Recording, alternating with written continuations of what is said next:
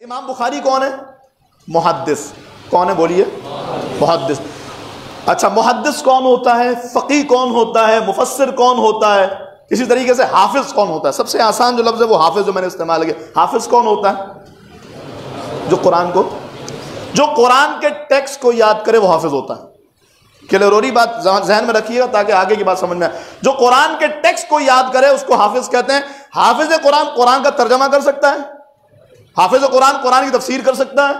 کہیں قرآن کی تفسیر کا معاملہ آ کے آؤ بیٹا تم بتاؤ ذرا، تم تو ماشاءاللہ حافظ ہو، تفسیر کر کے دیکھو، کہ بھائی میں نے ٹیکسٹ یاد کیا ہے، ترجمہ اور تفسیر تھوڑی کی ہے۔ یہی محدث کون ہوتا ہے؟ جو حدیث کے ٹیکسٹ کو یاد کرے۔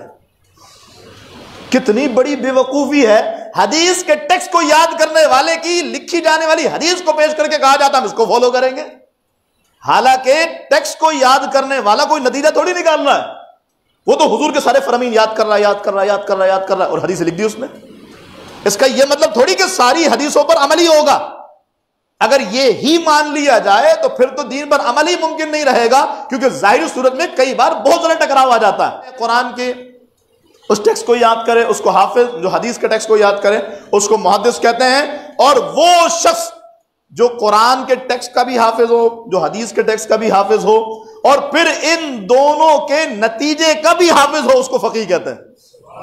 اب بتائیں محدث بڑا یا فقیہ؟ بالکل ایسا ہی ہے جیسے کہ کوئی کہے بھائی یہ مفسر صاحب ہے یا حافظ صاحب ہے، مفسر بڑا یا حافظ؟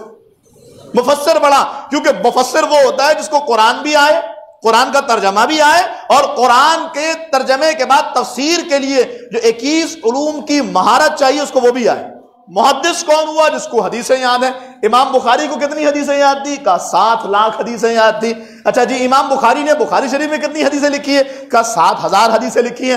تو وہ جو 6,93,000 حدیثیں تھی وہ کہاں گئی؟ وہ کہاں گئی؟ کوئی جواب دے اس کا؟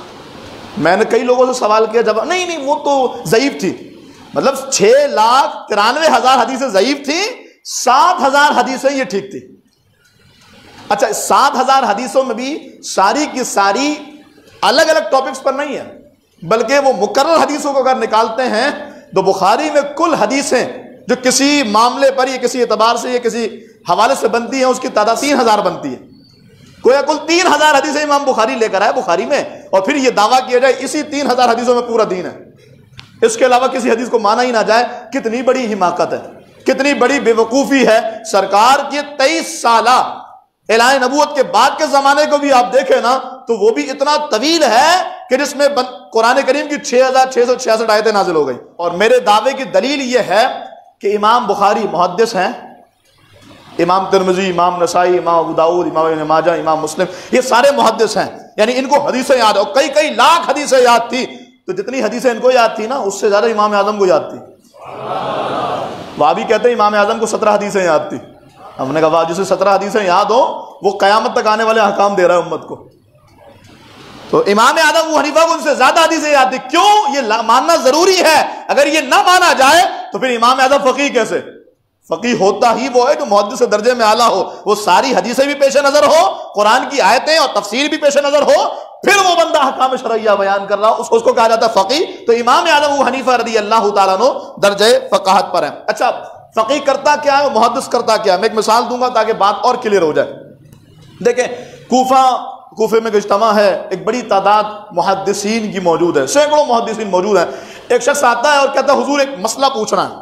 کہاں پوچھو؟ انہوں نے کہا کہ حضرت سوال یہ ہے کہ میری اپنی زمین ہے، کھیتی باڑی کرتا ہوں، تو میں اپنی فصل کو پانی لگاتا ہوں، اور جب میری فصل سیراب ہو جاتی ہے تو چونکہ میرے پڑوس میں جو زمینیں ہیں ان کے پاس پانی کی کمی ہے، تو میں اپنی زمین کو سیراب کرنے کے بعد پانی ان کی زمین میں دے دیتا ہوں۔ تو میں پوچھنے یہ آیا ہوں کہ اس بات پر مجھے کتنا ثواب ملے گا؟ ایک محدث صاحب کھڑے ہوئے، انہوں نے کہا ثواب؟ اس پر تو وعید ہے، گناہ گار ہو جہنم میں جانے کی وعید ہے۔ اب وہ بندہ وہ تو آیا تو سوچ کے ثواب ملے گا، یہاں پر تو اس کو جہنم کی وعید سنا دی گئی۔ کہا وہ کیوں؟ کہا پیارے آقا علیہ السلام کی حدیث پاک ہے، میرے محبوب علیہ السلام نے فرمایا اپنے کھیت کے پانی سے دوسرے کے کھیت کو سیراب نہ کرو۔ حضور نے منع فرمایا۔ یہ محدث صاحب کا جملہ تھا۔ ایک فقیہ بیٹھے تھے، وہ کھڑے ہوئے، حضرت آپ سمجھے نہیں، حدیث تو بالکل ٹھیک آپ نے بیان کی، حدیث ایسی ہی ہے، لیکن اس حدیث کا مطلب کھیت نہیں ہے، اس حدیث کا مطلب ہے اس حدیث سے مراد جو سرکار فرماتے ایک کھیت کے پانی، اپنے کھیت کے پانی سے دوسرے کے کھیت کو سیراب نہ کرو، اس سے مراد زنا نہ کرو. بولیے سبحان اللہ. بات سمجھ آ رہی ہے؟ یہ فقیہ کی فقاہت ہوتی ہے، جو جس طریقے سے دودھ یقیناً ہوتا ہے لیکن دودھ کے پانی کو الگ کر کے اس کے مغز کو نکالنا، اس کی طاقت یعنی مکھن کو نکال لینا، یہ کمال ہوتا ہے. فقیہ بھی ایسے کرتا ہے. حدیثیں ساری ہوتی ہیں لیکن ان آیتوں اور حدیثوں میں سے دین کے مغز کو نکال کر امت کو 14 صدیوں بعد تک احکام دے دینا، یہ کام فقیہ کا ہوتا ہے اور وہی امت کا تاجدار ہو.